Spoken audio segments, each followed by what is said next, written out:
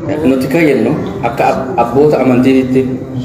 nuti akka abbaa amantii tokkotti waa'ee irreecharratti ulamaan islaamaa nuti onni jennu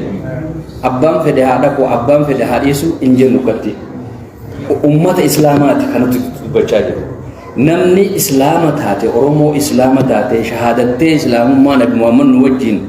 nabiyyi jetteeni qur'aana fi jettee qibla tokkotti gallee salaan waliin garagallee salaan hin dhaqinaa ummata islaamaatiin jechaa jira achi dhaquun qabu jechaa jira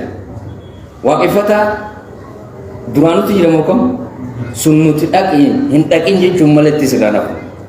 hin dubbanne tasaanii fedha haa dhaqan fedhan haa dhiisan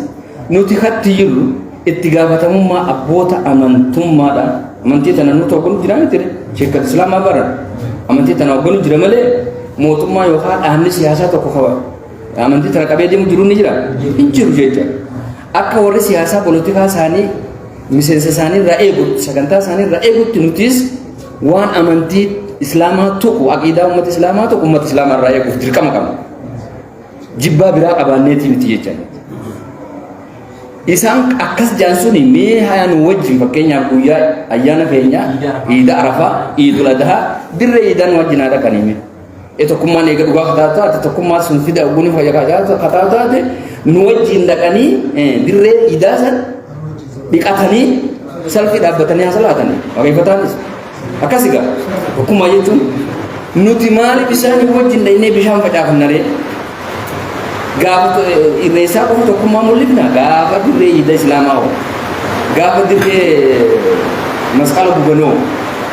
achi dhaqanii waaqeffatan masqala dhaqee wajji guba hin gubu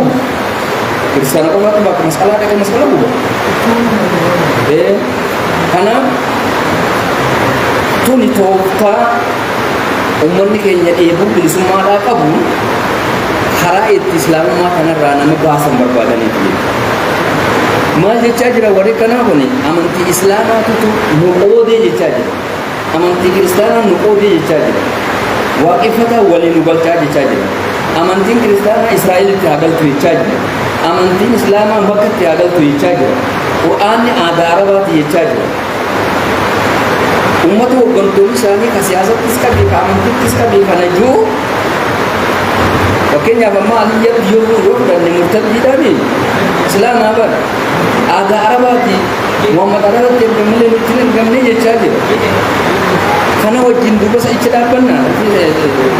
kanidha inni dhaabbanna kuni ummatuma keenyaatu imaanni isaanii hin jirre jecha warra qabu warra soomanni aadaa arabaati jee